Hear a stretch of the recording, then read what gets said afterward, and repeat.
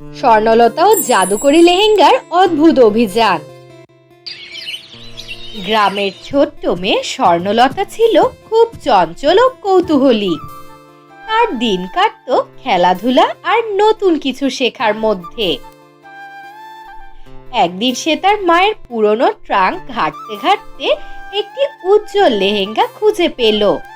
লেহেঙ্গাটি খুবই সুন্দর, রেশমি সোনালী নকশা করা, একেবারে রাজকন্যাদের মতো। স্বর্ণলতা খুশিতে লাফিয়ে উঠল।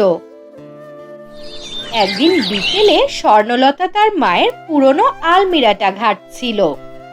হঠাৎই তখন তার চোখ পড়ল এক অসাধারণ লেহেঙ্গার ওপর। সেটা যেন স্বপ্নের মতো সুন্দর। ঝলমলে রেশমি কাপড়, সূক্ষ্ম নকশা আর সোনালী জরির কাজ। অবাক হয়ে সেই লেহেঙ্গাটির দিকে সে তাকিয়ে রইল। ও মা, এটা এত সুন্দর! আমি কি এটা পরতে পারবো? মা মৃদু হেসে তার মেয়ের চোখের ঝলক লক্ষ্য করলেন। নরম স্বরে বললেন, এটা খুব পুরনো মা। বহু বছর আগে এক রহস্যময় বৃদ্ধ আমাকে দিয়েছিল।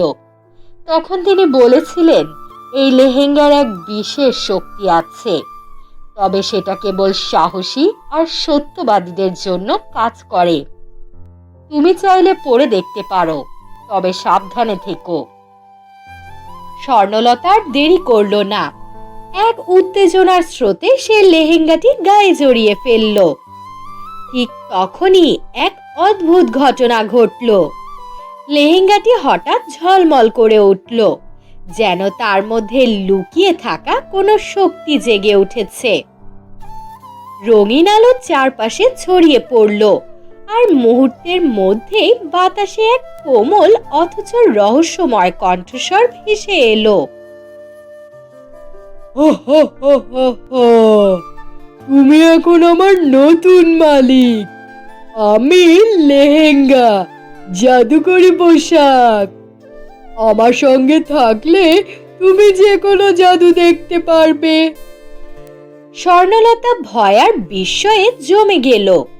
তার চোখ বিস্ফোরিত হয়ে গেল অবাকে। কিন্তু ভয়টা দ্রুতই কৌতূহলে পরিণত হলো।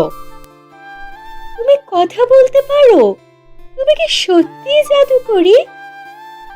হ্যাঁ, তবে আমার শক্তি কেবল তাদের জন্য কাজ করে যারা সত্যিকারের সাহসী এবং সৎ। স্বর্ণলতার চোখ উজ্জ্বল হয়ে উঠল। তার মনে হলো এক নতুন রহস্যময় জগতে সে চলে এসেছে। অজানা এক রোমাঞ্চ অপেক্ষা করছে তার জন্য। স্বর্ণলতা ও জাদুকরি লেহেঙ্গার অদ্ভুত অভিযান। স্বর্ণলতার জীবন যেন এক আশ্চর্য রূপকথায় পরিণত হয়েছিল।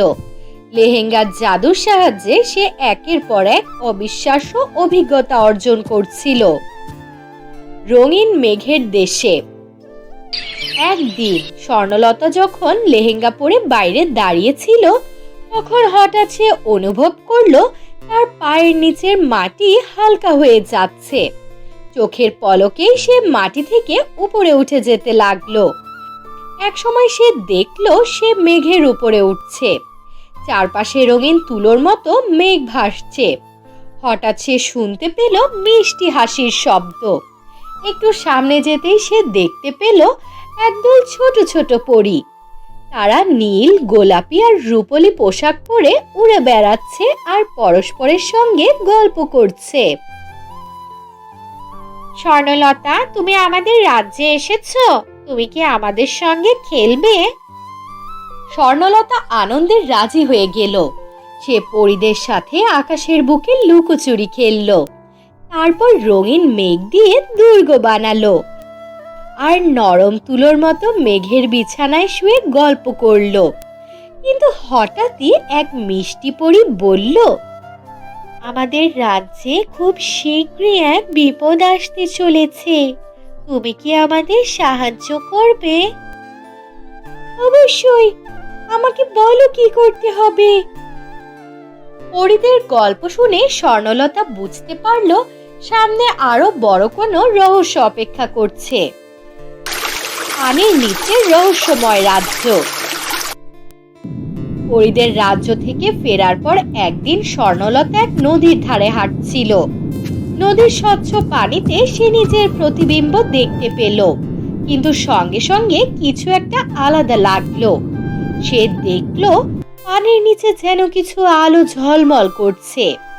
কৌতূহলী হয়ে সে জলে পা রাখলো। ঠিক তখনই লেহেঙ্গা এক আলোর ঝলক ছড়ালো, আর পরক্ষণে স্বর্ণলতা নদীর নিচে চলে গেল। সে বিস্ময়ে তাকিয়ে দেখলো এক রহস্যময় পানির রাজ্য। সেখানে বিশাল প্রবালের দুর্গ, মুক্তার পথ আর সোনার মাছেরা খেলা করছে। একটি বড় সোনালী মাছ তার সামনে এসে বলল, স্বর্ণলতা, আমাদের রাজ্যে স্বাগতম। তুমি কি আমাদের সঙ্গে আমাদের গোপন গুপ্তধন দেখতে চাও? স্বর্ণলতা বিস্ময়ে মাথা নাড়ল, আর সোনার মাছ তাকে নিয়ে গেল এক গভীর গুহার ভেতরে। সেখানে ছিল এক সোনার দরজা, যা শুধু প্রকৃত সাহসীদের জন্য খুলে যায়। স্বর্ণলতার দরজার সামনে দাঁড়াতেই সেটা আপনা আপনি খুলে গেল। ভেতরেই ছিল অগণিত রত্ন, মুক্তা আর রহস্যময় এক পুরনো মানচিত্র। কিন্তু ঠিক তখনই চারপাশ কেঁপে উঠল। নদীর জল স্রোতের মতো প্রবাহিত হতে লাগলো, আর স্বর্ণলতা অনুভব করলো কেউ একজন তাকে অনুসরণ করছে। হঠাৎই এক কর্কশ হাসির শব্দ বাতাসে প্রতিধ্বনিত হলো। স্বর্ণলতা উপরে তাকিয়ে দেখলো এক বুড়ি জাদুকরী কালো পোশাকে দাঁড়িয়ে আছে।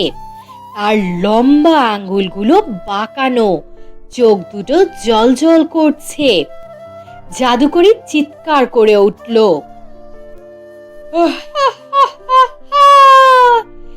এই লেহেঙ্গা আমার!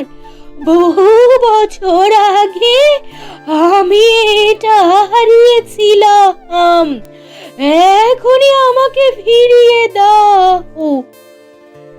স্বর্ণলতা এক ধাপ পিছিয়ে গেল, কিন্তু ভয় পেল না।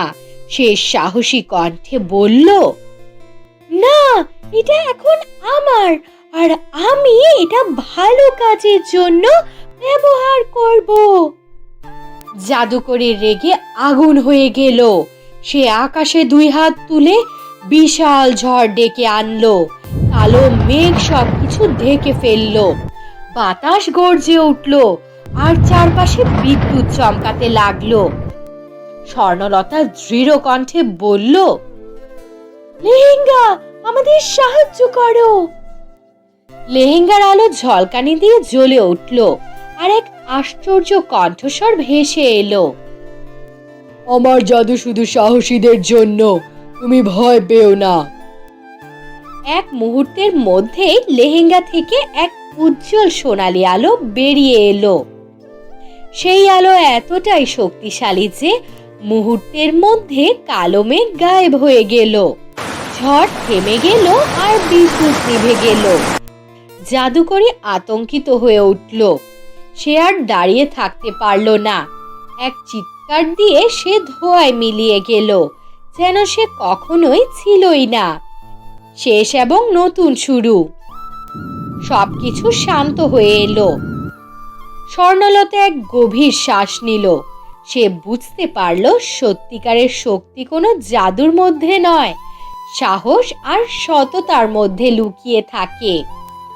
তোমাকে ধন্যবাদ লেহেঙ্গা, তুমি শুধু একটা পোশাক নও, তুমি আমার সবচেয়ে ভালো বন্ধু। আর যদি কখনো বিপদে পড়ো, আমায় ডেকো। স্বর্ণলতা হাসলো, আর জানতো তার সামনে আরো অনেক নতুন অভিযান অপেক্ষা করছে। এভাবেই স্বর্ণলতার জাদুকরী গল্পের যাত্রা শুরু হলো, যেখানে সাহস, সততা আর বন্ধুত্বের মূল্য সবচেয়ে বেশি।